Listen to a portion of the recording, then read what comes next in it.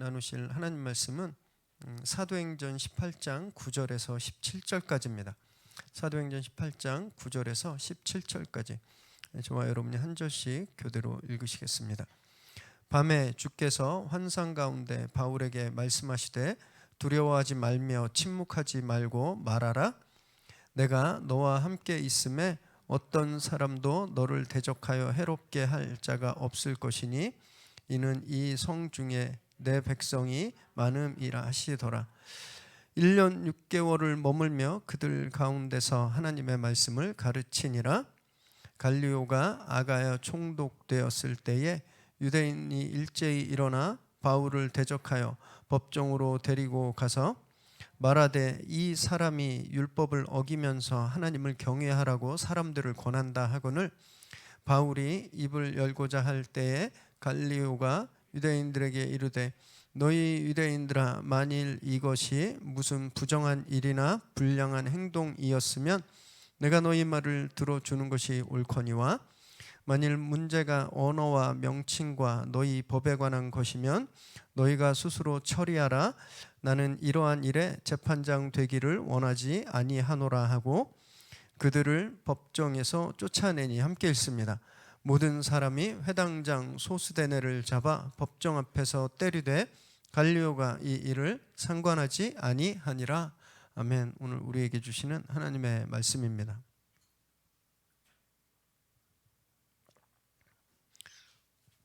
프로이트가 정립한 정신분석학에 보면요, 아주 재미있는 용어가 나오는데 영어로 디펜스 메커니즘이라고 하는 방어 기제라는 용어가 있습니다. 받아들일 수 없는 어떤 이렇게 잠재적인 불안, 상황, 위협, 이것으로부터 우리가 스스로 자신을 보호하기 위해서 만들어내는 어떤 특정한 행동 양식을 뜻해요. 프로이트는 이것을 약 12가지 정도로 정리했는데 부정, 억제, 투사, 병적 집착, 퇴행, 합리, 합리화 이런 겁니다. 이게 굉장히 복잡하고 어려운 내용인데 그냥 좀 제가 이해하는 대로 좀 설명해 드리자면, 받아들일 수 없는 상황이나 위기, 심각한 스트레스를 딱 받으면 이건 현실이 아니야 이렇게 부정한다라는 거죠. 아니면 그걸 막 꾹꾹 눌러 담는다라는 겁니다. 아니면 이것을 다른 사람의 문제로 투영하는 거예요. 내가 화를 내고 있는데 너 왜 화내 이렇게 투사한다라는 거죠. 또는 남에게 막 병적으로 집착하는 이런 것들이 방어 기제라는 겁니다. 이 문제들을 핸들링하기 위해서 더 궁금하신 분들은, 더 자세하게 알고 싶은 분들은 상담을 전공하신 길소연 집사님이나 심리학을 복수 전공하신 우리 김은지 자매님께 물어보시면 아주 복잡한 내용을 쉽고 친절하게 잘 설명해 주실 거라고 믿습니다. 어쨌든 보면 두려움은 그냥 사람이 태어나면서부터 유전자에 새겨진 것 같아요. 그냥 우리 두려움과 함께 태어나는 것 같습니다. 그래서 갓난아기 울면서 태어나잖아요. 웃으면서 태어나는 아기 한 번도 못 보셨죠? 그냥 두려움 가운데 태어나고 두려움 가운데 살다 두려움 가운데 죽는 게 인생일 겁니다. 그래서 학자들이 이 두려움의 문제를 해결하기 위해서 이 두려움을 어떻게 핸들링할 수 있는가, 이거에 대해서 정말 오랜 시간 동안 분석하고 평가하고 해결책들을 제시해 왔어요. 비교적 근대에 들어와서는 약물의 도움을 받아서 이렇게 이런 것들을 해결하려고 했죠. 유발 하라리 같은 석학은요, 미래에 더 발전된 어떤 약물이나 나노 로봇이 두려움을 느끼는 이 뇌의 신경을 조절할 수 있다라고 봤습니다. 그래서 그걸 끊어서 완전히 두려움의 문제를 해결할 수 있다 이렇게 예측하기도 합니다. 되게 재밌죠. 그러나 저는 좀 달라요. 두려움은 지금까지 없어 본 적이 없고 이처럼 앞으로도 절대 사라지지 않을 겁니다. 왜냐하면요, 우리의 오늘은 늘 벅차고 내일은 늘 불확실하기 때문에 그래요. 이 두려움, 아무리 약이 발달하고 나노 로봇이 발달하고 신기술이 나와도 이 두려움 문제를 해결할 수 없다라고 저는 생각합니다. 그럼 우리는요, 어쩔 수 없이 두려움을 갖고 태어나고 두려움 가운데 살아가기 때문에, 그러면 그냥 평생 죽을 때까지 두려움의 노예로 살아야 되는 걸까요? 이게 어쩔 수 없는 그런 운명일까요? 성경은 그렇지 않다고 우리에게 분명히 말씀하고 계세요. 오늘 본문에 그런 우리에게 주온 글씨처럼 천형처럼 주어진 그 두려움을 이길 수 있는 방법에 대해서 말씀하고 계십니다. 오늘 우리 그 말씀 함께 나눌 때 성경이 말하는 두려움을 이기는 비법, 그 방법을 저희가 좀 함께 다 얻게 되시기를 바랍니다. 아테네에서 바울은 정말 실패에 가까운 사역을 했습니다. 믿는 사람들이 몇 명 안 됐어요. 그래서 바울이 고린도로 가게 되는데 정황상 굉장히 이렇게 실망하고 근심을 안고 갔음을 저희가 알 수 있는데, 고린도에서는 굉장히 큰 결실을 맺게 됩니다. 회당에서 쫓겨났어요. 그래서 유대인들과 결별을 선언했는데 대신 수많은 헬라인들과 고린도 사람들이 예수님 믿고 회심하고 세례를 받았어요. 사역은 크게 부흥했지만 그렇다고 상황이 막 변하거나 바울에게 호의적이었거나 안전하지는 않았습니다. 도처에 유대인들에 의한 테러와 폭행, 이 위협이 계속 도사리고 있었죠. 그래서 이 고린도에서 바울이 굉장히 큰 두려움에 사로잡혀 있었습니다. 9절 말씀 읽습니다. 시작. 밤에 주께서 환상 가운데 바울에게 말씀하시되 두려워하지 말며 침묵하지 말고 말하라. 밤에 환상 가운데 주님이 나타나셨어요. 그리고 바울에게 주신 첫 마디가 뭐죠? 두려워하지 마라. 두려워하지 마라. 숙제 잘하고 공부 잘하는 애한테 부모가 안 하는 말이 있어요. 공부해라. 이거 안 하죠. 잘하니까. 공부 안 하고 숙제 안 하는 아이한테 공부해라, 숙제하라 하는 거잖아요. 바울이 두려워하지 않았으면 두려워하지 말라 말씀하지 않으셨을 겁니다. 환상으로 나타나서 이 말씀을 하셔야 할 만큼 바울이 그렇게 굉장히 큰 두려움에 사로잡혀 있다라는 걸 우리가 알 수 있게 되는 거예요. 이미 여러 차례 과거에도 바울은 환상 가운데 주님을 만났습니다. 다메섹에서 극적인 회심을 할 때도 환상 가운데 주님을 빛 가운데 만났죠.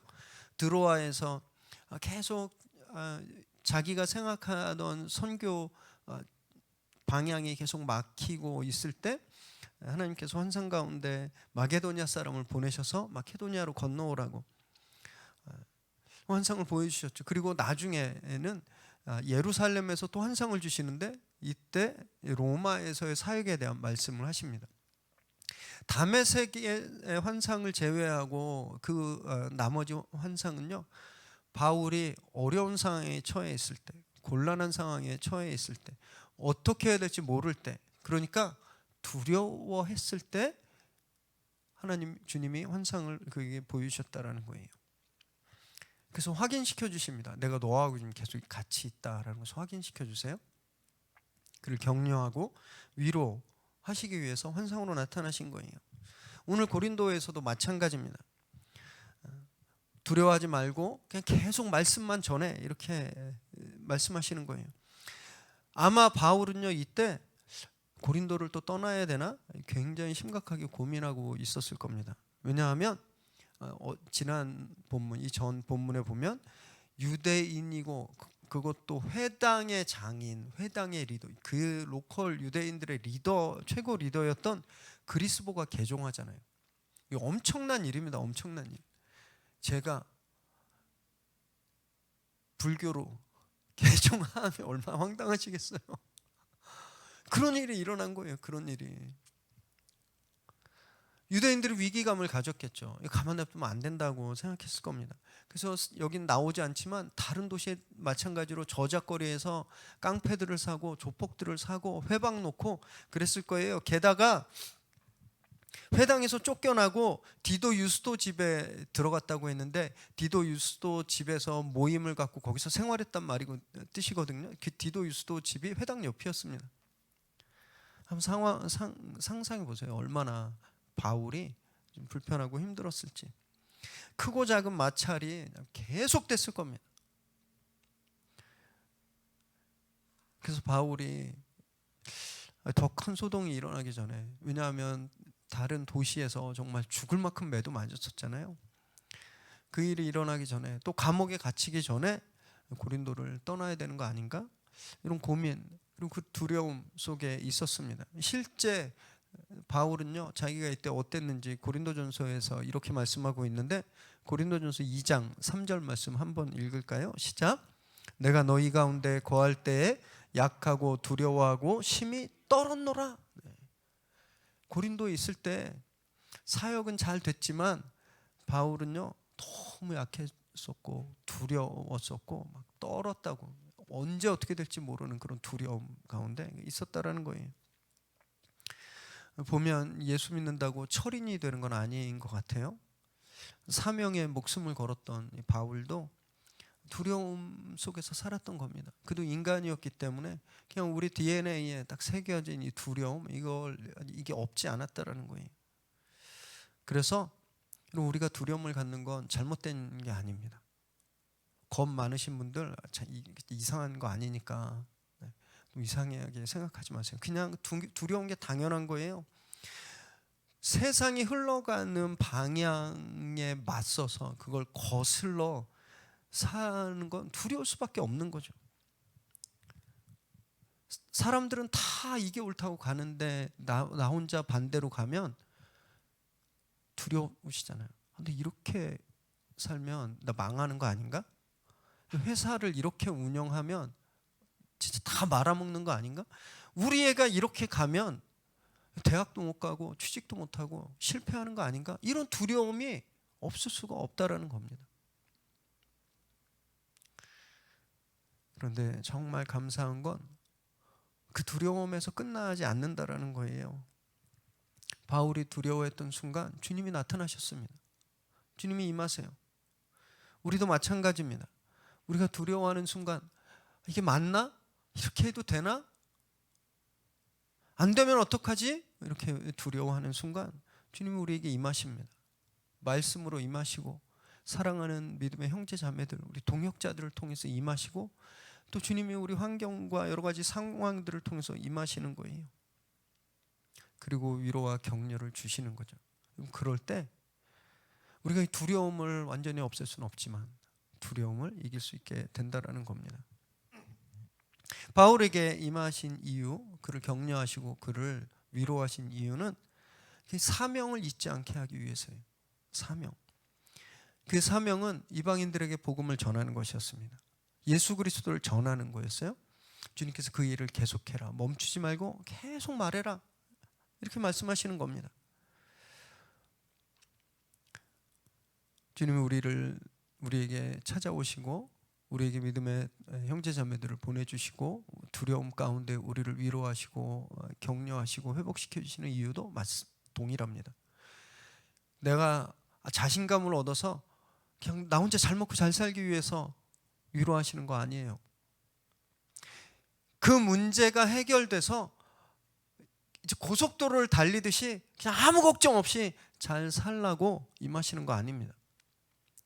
우리가 두려워할 때 우리에게 임하시고 우리에게 조력자를 보내주셔서 그 두려움을 이기게 하시는 이유는 바울과 마찬가지로 사명 때문입니다. 사명. 그래서 두려워하는 건 잘못된 게 아니지만 그 사명을 잃어버리는 건 잘못된 겁니다. 두려움 때문에 우리가 사명을 잃어버리게 되면 굉장히 큰 잘못인 거예요.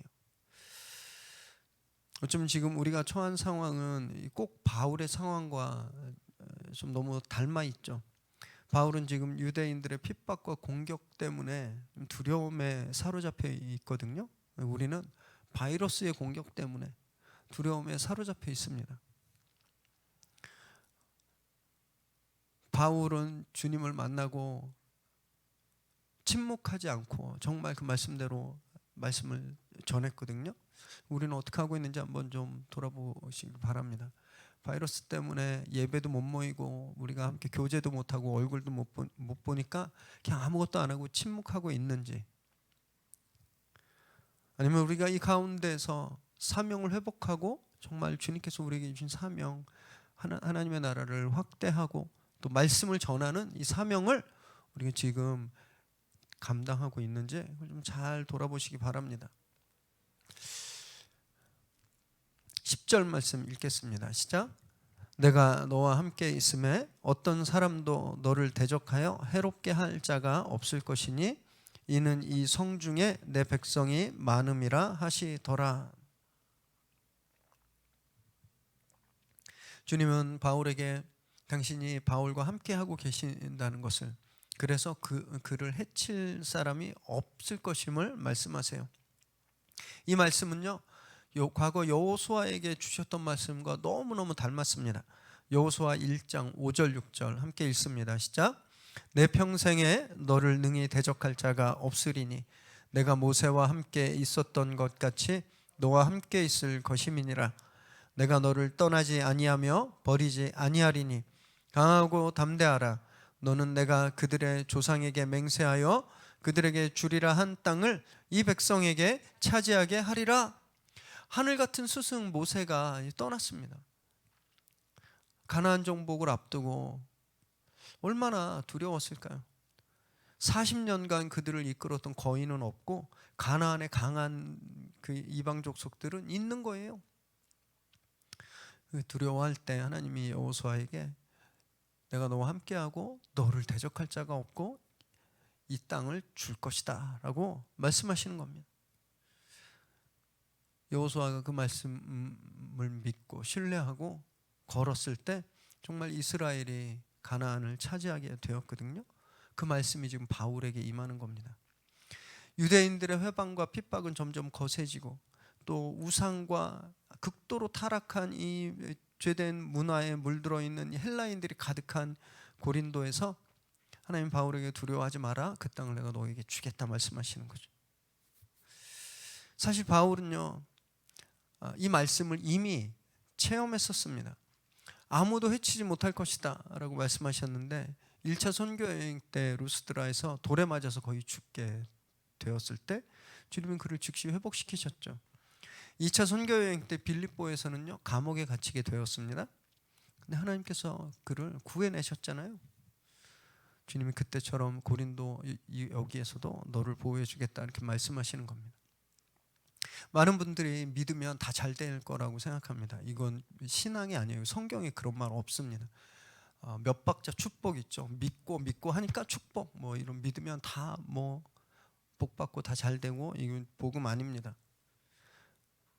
믿음의 길은요, 고난이 없는 길이 절대 아니에요.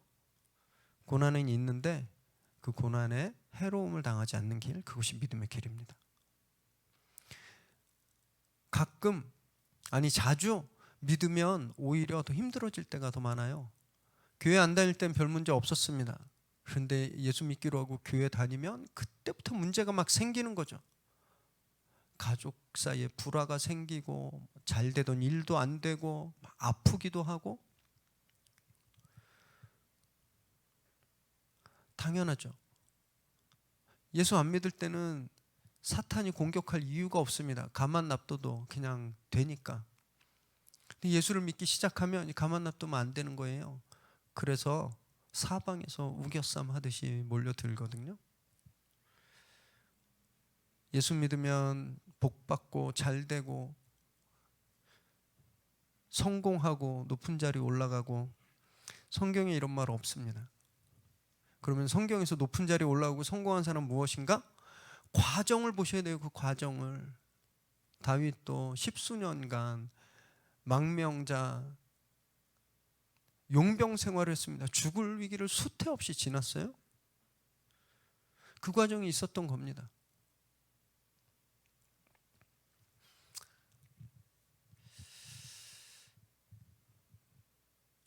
바울은 앞으로도요, 험한 길을 계속 걷게 됩니다.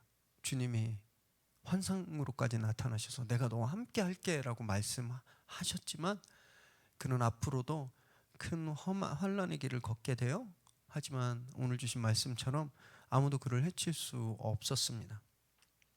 오늘 이 말씀은요, 바울에게 뿐만이 아니라 우리에게도 주신 말씀이에요.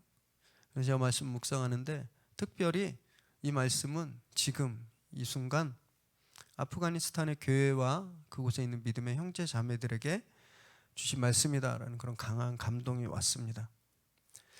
이렇게 아프간 이렇게 막 철수 막 시작하고 막 이럴 때 이렇게 가짜 뉴스들 막 많았습니다. 또 뭐 기독교인들이 거기서 선교사들이 안 나오려 그러는데, 제가 실제 그 기사를 봤어요. 아프간의 한인 선교사 20여 명이 끝까지 안 나오려고 그런다. 이런 기사의 버젓이 났습니다. 이거 거짓말입니다. 2007년도에 이게 한국위기관리재단에서 공식적으로 낸 발표인데요. 2007년에 샘물교회에 안타까운 사건이 있었잖아요. 그 후로 아프가니스탄은 여행 금지 국가가 되었습니다.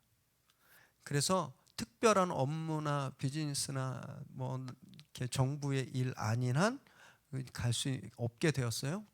그래서 그곳엔 한국 선교사가 단 한 명도 없습니다.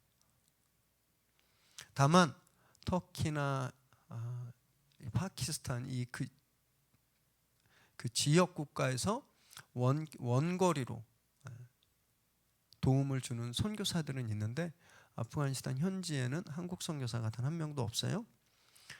그러나 그곳엔 약 1만 5천 명의 아프가니스탄 크리스찬들이 있습니다.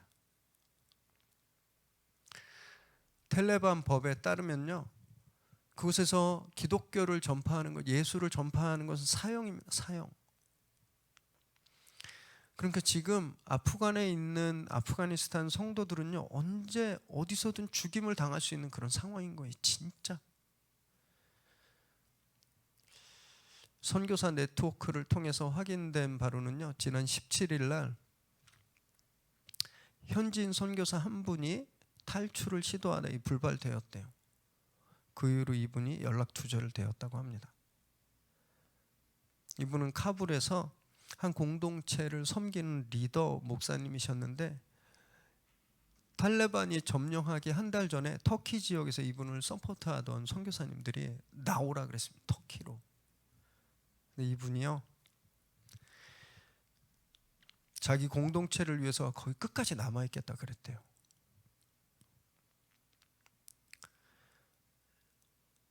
탈레반이 점령하고 이제 목숨이 위험해져서 그때 피신하려고 그러다 실패하신 거예요.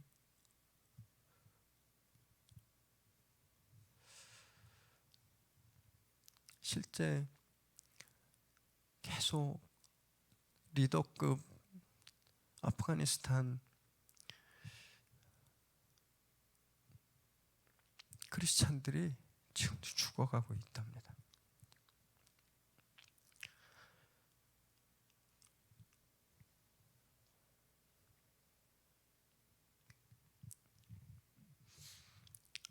엊그제 우리 정부가 참 잘한 일이 있었죠. 우리나라가 한국 기관에 협조했던 아프간 분들 391명을 무사히 탈출시켰어요. 그거 보면서 너무 반갑고 기뻤는데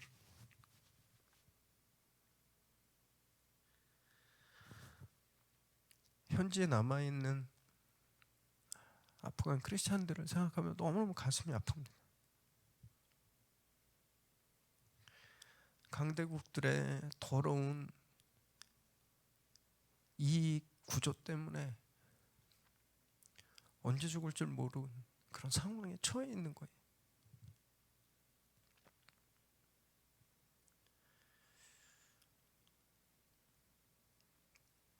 같은 시대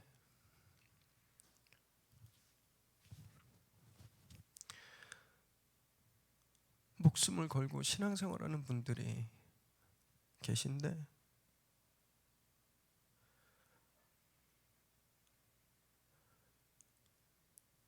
이분들에 비해서 정말 천국 같은 데서 생활하는 우리가 불평하고 짜증내고 화내고 감사할 줄 모르는 게 얼마나 죄스러운지 몰랐습니다.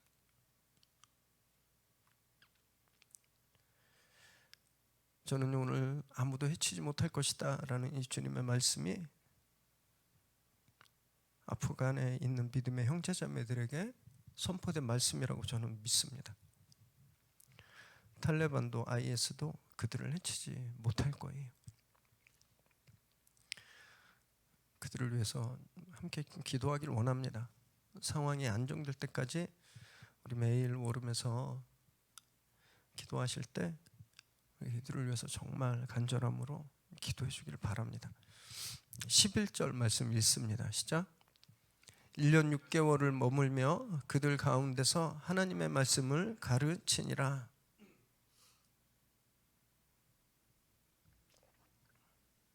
(10절) 마지막 부분에서 주님은요 바울에게 나타나신 이유, 그리고 그와 함께 하시고 그를 안전하게 해주시는 이유에 대해서 분명히 말씀하셨어요. 그것은 바울이 영광받고 바울이 잘되고 바울이 성공하는 게 아니었습니다. 그냥 고린도의 그 도시에 당신의 백성들이 많이 있기 때문인 거예요. 그래서 바울이 말씀을 선포해서 그 당신의 백성들을 당신에게로 인도하도록, 그 영혼들을 인도하도록, 그것 때문에 바울에게 나타나시고 그에게 격려하신 겁니다. 바울이 이 말씀을 그대로 신뢰합니다. 그래서 고린도에 1년 6개월을 머물게 돼요. 말씀을 전하고 가르칩니다. 지금까지 이런 일이 없었습니다. 지금까지는요 다른 도시들에선 짧으면 며칠, 길어야 수개월 있었을 뿐이에요. 그런데 여기서 무려 1년 반 머물렀던 거죠. 심하게 두렵고 무섭고 떨릴 정도로 그런 불안감이 심했던 고린도에 바울이 1년 6개월이나 있었던 겁니다. 상황이 변했나요? 상황이 변하지 않습니다.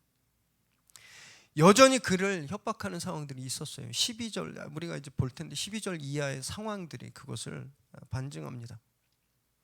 그런데 바울이요 상황이 아니라 자신에게 주신 그 말씀을 믿었어요. 그리고 그냥 주저앉아 버렸습니다. 거기에. 이 머물다라는 말이 카디조라는 말인데요, 직역하면 그냥 주저앉다라는 말입니다. 주저앉다라는 말. 불안해서 막 도망가야 되나? 나 이제 다른 데로 피신해야 되나? 어디를 피해야 되나? 이렇게 막 두리번거리고 언제든지 떠날 그런 모습이었는데 말씀을 듣자마자 그냥 털썩 주저앉아 버린 거예요. 거기에. 상황은 변하지 않았는데 그가 변한 거죠. 저와 여러분도요 말씀을 받은 그 자리에 털썩 주저앉게 되기를 바랍니다. 이게 잘못되면 어떡하나, 누가 나를 공격하면 어떡하나, 이 상황이 더 나빠지면 어떻게 하나, 막 전전긍긍 발 막 동동거리면서 막 두리번거리지 마시고 우리와 함께 하시는 예수님, 그 말씀을 철석같이 믿고요 강철 같은 믿음으로 그냥 그 자리에 앉아서 우리에게 준 사명을 다 감당하시기 바랍니다. 그러면 그 말씀이 이루어지는 것을 보게 되는 거예요. 12절 13절 읽습니다. 시작. 갈리오가 아가야 총독되었을 때에 유대인이 일제히 일어나 바울을 대적하여 법정으로 데리고 가서 말하되 이 사람이 율법을 어기면서 하나님을 경외하라고 사람들을 권한다 하거늘. 유대인들은 이제 본격적으로 바울과 교회를 공격하기 시작했죠. 마침 타이밍이 너무너무 좋았어요. 아가야 지역, 그 지역의 총독이 바뀌었습니다. 갈리오라는 사람으로. 갈리오의 본명은 마르쿠스 안네우스 노바투스라는 사람이에요. 로마의 귀족은 이름이 세 개입니다. 우리도 뭐 김용정 뭐 이렇게 세 글자인 것처럼 이 사람들도 이름이 세 개인데, 하나는 가문 이름, 그리고 하나는 아버지 이름, 하나는 자기 이름이에요. 그런데 이 사람이 누구냐면요, 세네카라고 들어보셨죠? 세네카. 이 로마의 정말 유명한 웅변가고 철학자고 정치인인데 이 세네카의 친동생이에요. 근데 글라우디오스 황제, 글라우디오 황제, 우리 아셨죠? 로마에서 유대인들을 다 추방했던 그 황제 때 루키우스 유니우스 갈리오라는 사람이 양자가 됩니다. 이 사람이. 그래서 이름이 갈리오로 바뀌게 되는 거예요. 그 사람이 이제 아가의 총독으로 부임한 거죠. 유대인들이 이거 진짜 이때다, 이거 지금 해야 되겠다, 기회로 보았습니다. 왜냐하면 이 총독이 바뀌니까 상황들에 대해서 잘 모를 거 아니에요. 새로 바뀌었으니까.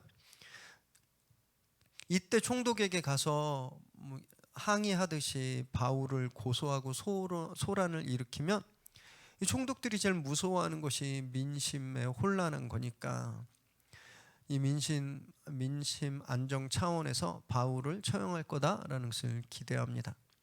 그래서 우르르 몰려가서 바울을 끌고 가서 바울이 불법 종교를 전파하고 있다라고 고소하는 거예요. 유대교는 로마의 승인을 받은 공인 종교 중에 하나였습니다. 그래서 집회 결사의 자유, 예배도 드리고 가르치고 포교할 수 있는 자유가 있었어요.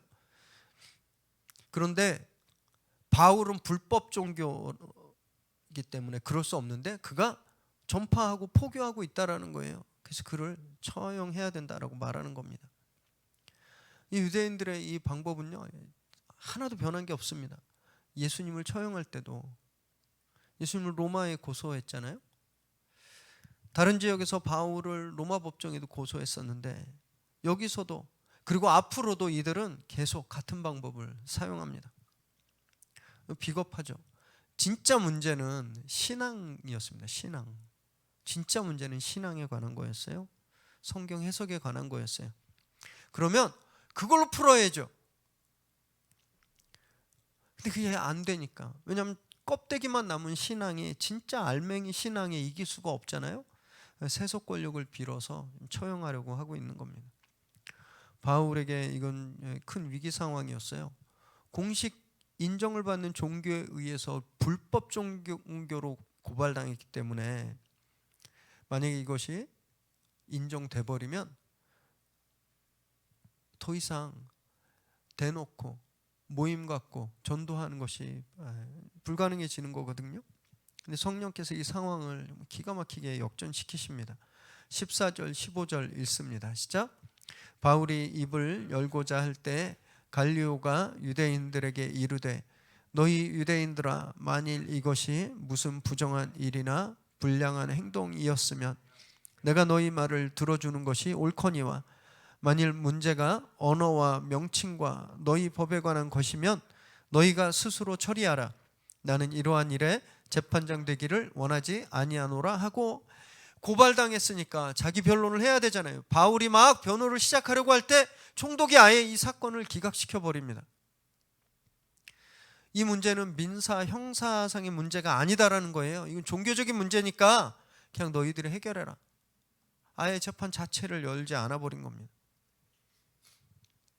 만일 바울이 무슨 풍속을 어겼다든지 도둑질을 했다든지 누구 살인을 했다든지 이런 사회 질서를 어지럽혔다면 내가 재판하겠지만, 그 문제가 아니니까, 종교적인 문제니까 나는 상관하지 않겠다, 이렇게 이야기해 버린 겁니다.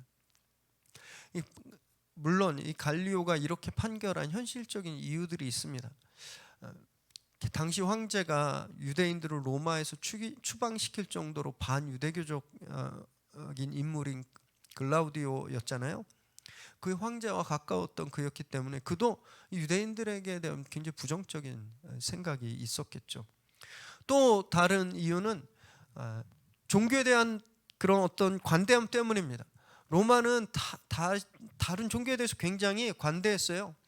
다른 나라를 점령하고 식민지로 삼아도 그곳의 문화, 언어, 종교를 그냥 냅뒀습니다. 그 통치 방법이었어요. 이미 신이 많았습니다. 그 뭐 예수라는 신 하나 더 온다고 큰 문제 안 일어나는 거예요. 아무것도 아닌데 부임 초기부터 막 유대인들이 이 문제를 가지고 막 소란을 일으켰으니 갈리오가 심기가 편치 않았을 거예요. 하나님 보면 하나님 정말, 하나님 짜는 판은 우리가 상상도 할 수 없는 그런 판이에요.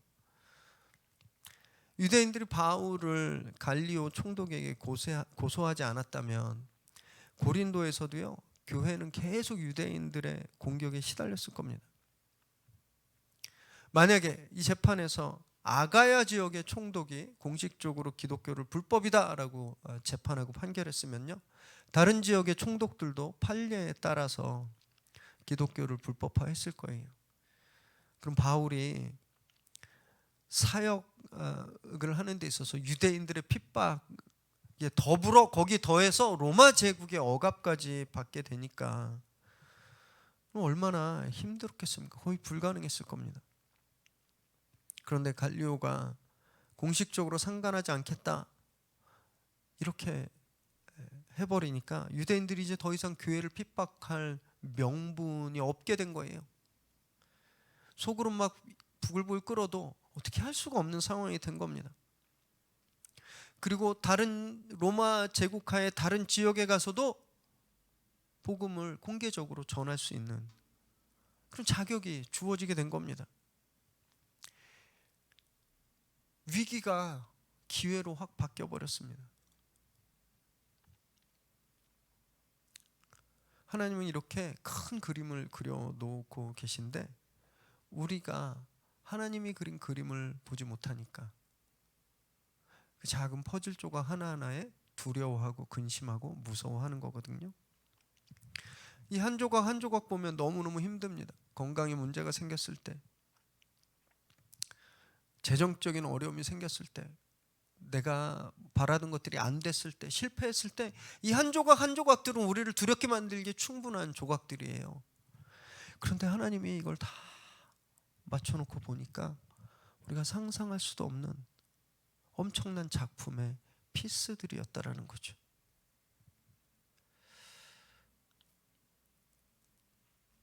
지금 우리가 겪고 있는 이 바이러스라고 하는 조각, 재정적인 어려움, 건강, 꿈의 좌절, 헤어짐의 아픔, 뭐 이런 조각들로 막 세상 끝난 것처럼 너무 절망하고 두려워하지 않으시길 바랍니다. 하나님께서 그리고 계신 그림을 기대하시기 바라요. 그걸 기대할 때 우리가 두려움을 이길 수 있게 되는 겁니다. 16절 17절 읽습니다. 시작.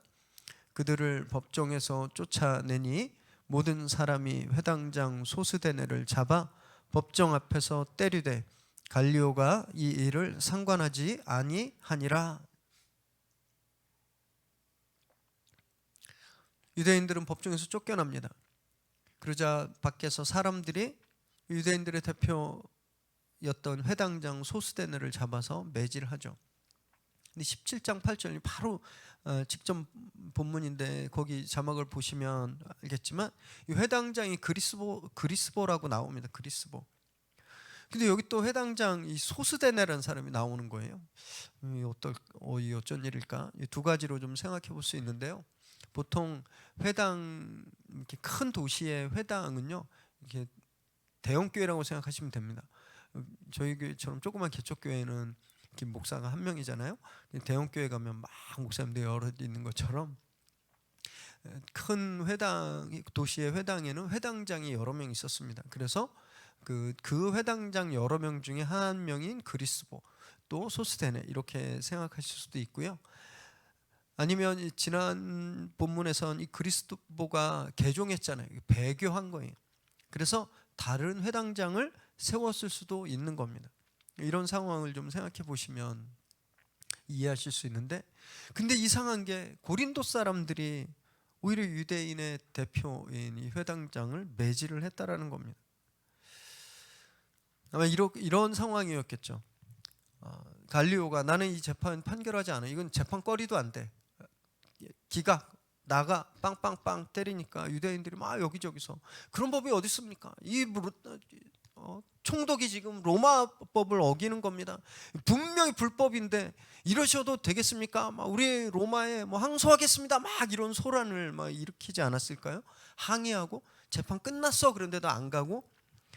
그래서 16절에 보면 그들을 쫓아냈다 그런 겁니다. 그들을 쫓아냈어요. 그런 항의들과 소란을 일으켰다라는 것을 충분히 우리가 예측할 수 있죠. 그러자 그 밖에서 평소 유대인들을 혐오하고 싫어했던 고린도 사람들이 왜 재판 끝났는데 왜 이러냐 구실 삼아서 그 원고의 대표격인 회당장 소스데네를 폭행한 겁니다. 그런데 총독이 이 일을 그냥 모른 척하는 거예요. 그냥 냅둔 거예요. 앞에서 잠깐 말씀드렸지만 이 갈리오도 반유대교적인 정서가 있었다라는 것을 우리가 여기서 엿볼 수 있는 거죠. 하나님 상황을 완전히 바꿔버리셨습니다. 유대인들은요 바울과 교인들을 잡아가두고 그들이 매질당하는 것을 기대했습니다. 그걸 기대하고 재판을 건 거 아니에요? 승산이 있으니까 재판을 걸었을 거 아니에요? 그런데 오히려 역으로 그들의 대표자가 매질을 당하는 거죠.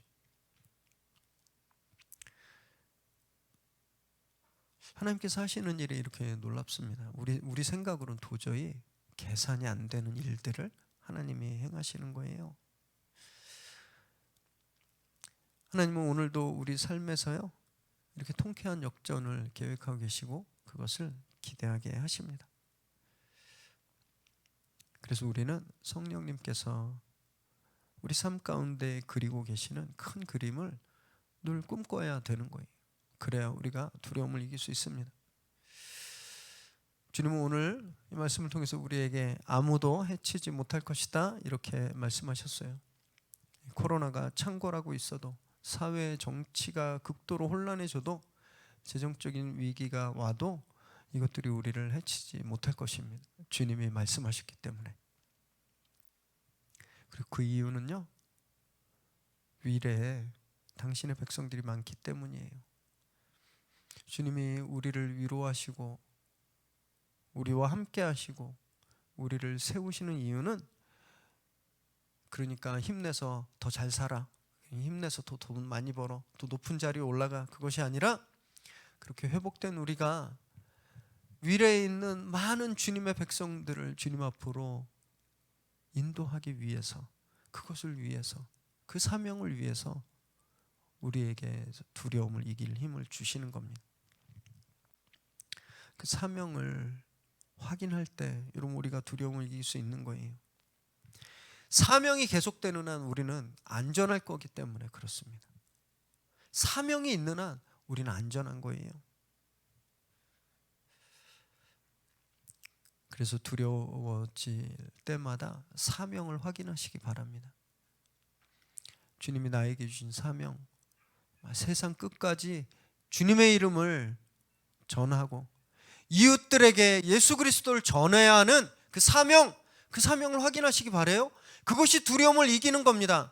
두려워질 때마다, 상황이 안 좋고 무서워질 때마다 동동 구르고, 프로이트가 말한 그런 방어 기제처럼 부정도 했다가 투사도 했다가 집착도 했다가 모른 척도 했다가, 그런 것이 아니라 두려워질 때 즉시 내 사명이 무엇인지 말씀을 통해서 그걸 확인하셔야 우리가 두려움을 이길 수 있게 된다는 거예요. 그것이 오늘 성경이 우리에게 말씀하시는 두려움을 이기는 방법입니다.